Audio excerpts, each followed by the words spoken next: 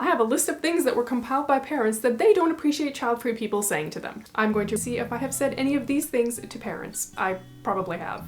More than likely. Hi, I'm Hannah, the wife without kids. This channel is all about creating a positive community to support you in your child-free life. Number 1. Ugh, I am never having kids. Like, never having kids. I can quite confidently say that I have never expressed my desire to not want children quite in those terms, and I absolutely would never do that in front of a parent because I think it's a little bit disrespectful. And it's not up to me to make somebody else feel bad because they made a decision that doesn't appeal to me. If I'm asked whether or not I want kids, I'm going to be honest and just say, no, I don't want to be a parent. I just have no desire to be a parent. I'm allowed to say I don't want kids, but I think I can say it in a way that's really nice. And I think for the most part, I have absolutely done that. So we're thinking of having a baby, but we decided to get a cat first to practice. You're such a good girl. Look at you. Look at you. Okay, she doesn't like the camera. Okay, here's the thing. I've never said that because I've never thought of having a baby. I am a pet owner, so I understand how much people love their pets. I have 2 cats. I absolutely love my cats. I do lavish a lot of attention on my cats. I get them all these special little treats and toys. Although I may joke sometimes that they're my fur babies or my fur kids, pets are not like having kids. I know it is not the same thing. Cats especially are extremely independent. I mean, you feed them in the morning, you feed them at night, you give them some pets during the day, they sleep most of the day. That is nothing like having a child. So I can understand why parents would get a little bit irritated when child-free people are like, hey, I'm just gonna get a pet. It's sort of like having a kid. You don't really train cats. They're nice to have around, but they are nothing like kids, and that is why I have pets and not kids. Well, we already have a baby. We do, but she's gonna be a big sister. Next on the list is, you see that kid over there? Yeah, completely out of control. Okay, I'm so guilty with both hands. I've definitely said this. I mean, I don't say this to the parent. I might say this under my breath to like Michael, or I definitely will think this. When I see certain kids misbehaving in the store and they're like lying on the floor, screaming and crying because they can't get their way, and their parents are asking them to stop and telling them to stop, and the kid doesn't listen and they just carry on, or then they jump up and they're racing up and down the aisles and the parents are trying to catch them. Part of me inside is like, oh my goodness, this kid is like crazy. I am so glad I don't have children. As someone who hasn't had kids, I probably shouldn't say that because, you know, keeping a kid calm and under control is probably a lot harder than it looks. I think it's just easy to make judgments sometimes though. You know, the parents like yelling back at the kid, probably out of frustration because they're really irritated at the child in that moment. And a part of me does feel somewhat bad for the parent because your kid's acting out in public. I mean, that's probably super embarrassing. I'm so embarrassed. I need to have a little bit more compassion, I think, in situations like that. Again, don't get me wrong, I would never go up to a parent and say something to them because that's so not my business. I'm human. I've definitely said this one and thought it. Just not to the parent. Number 4, you never even call me anymore. I'm kind of guilty on this one. I don't phrase it exactly like you don't call anymore. I just say, oh, we don't get to chat very often anymore, or I know you're really busy, but I miss talking to you. When all of my friends first started having kids, I think this was more of a shock to me because I was used to just hanging out and talking all the time and catching up. Hey, Holly's pregnant! Hannah's pregnant! So their priority is to keep a little human alive, and if they had more than one child, that made them even more busy. When I've said to my friends that I miss talking to them, I don't say it out of guilt because I'm trying to make them feel guilty that they don't have time to fit me into their busy lives. It's more that I just want them to know that I miss them. I miss their friendship and I haven't forgotten about them. But I think this has gotten a lot easier as a lot of my friends have had kids for years now, so I just know they'll call when they're available, or texting works really well too. I just have to be a little bit patient. Moving on to number 5. We're gonna be having a barbecue in our backyard next weekend, but it's an adults only event.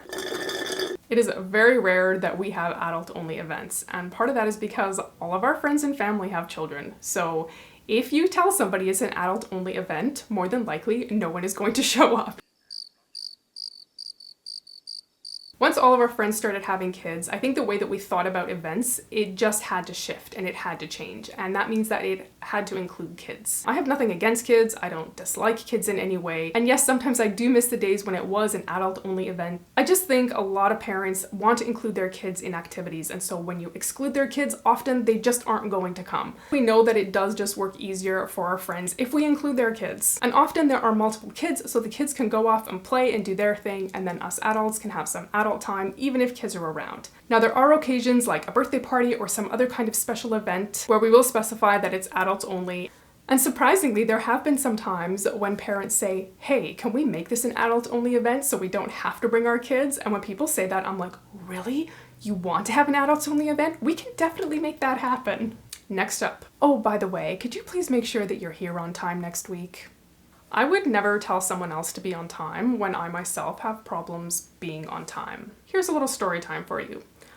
I grew up in a family where we were always on time for everything. Actually, if we were on time, we were considered late. So we would always be like 5 or 10 minutes early because that's just what my family did growing up. And then I got married to someone who is always running a few minutes late. And so I would be like, oh my goodness, we're always late. Why are we always late for everything? So I would do that whole trick. I would set the clocks forward like 5 or 10 minutes fast. But he caught on to that years ago. So I've just made peace with the fact that we might be a couple minutes late to all of our events. I know how long it takes me to get ready, and I can't imagine getting a couple of children ready. And who knows, if you had kids, by the time you got ready, your kids have probably made some kind of mess on themselves, and then you have to change them, and then you're automatically running late. So I will not shame any parent that shows up to an event late because, I mean, I'm late and I don't have kids. So can you imagine if I had kids, we'd be like 30, 40, 50 minutes late. We may not even make it to events. It must be so relaxing to be able to be at home all day with the kids. Oh, I can't imagine. I have 100% never said this to any parent. I've borrowed my siblings' kids. It is not relaxing to have them. I'm sorry. I mean, I love them to death. And if you're watching this, I love you guys very, very much. But it's not relaxing to have them. They have so much energy. They're racing around. They're having fun, which is what they should be doing if they come to Auntie's house. They're not going to be taking naps and sitting on the couch quietly with their hands folded. They want to have fun. They want to do things. And I can imagine when they're at home, it's the same thing. They're going to be running around. They're going to be noisy. They're going to be getting into things. I'm sure that there are lots of fun and enjoyable moments being at home with children, but I can't imagine it's like a vacation. Next up, I didn't invite you because you never say yes to anything anymore. I don't think I've ever said this to somebody. Honestly, I don't mind if people don't come. It doesn't offend me whatsoever. You look so tired. Are you okay? Yes, I have definitely said that to people. But people say that to me and I don't have kids. They look at me and they're like, you look like you haven't slept in days. And I probably haven't because I'm an insomniac. I don't say it because I'm trying to be rude.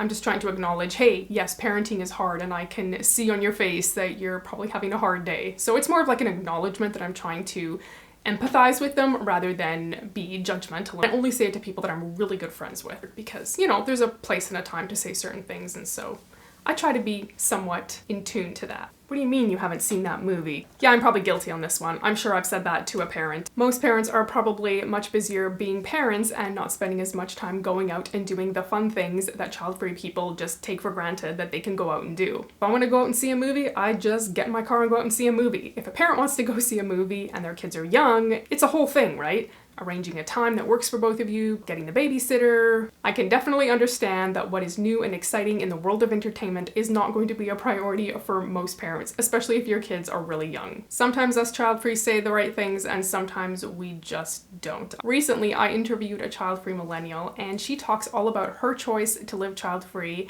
and how people have reacted to her. You can go ahead and check out that interview right here. Thank you so much for watching. Remember, you are never alone, and I will see you next week.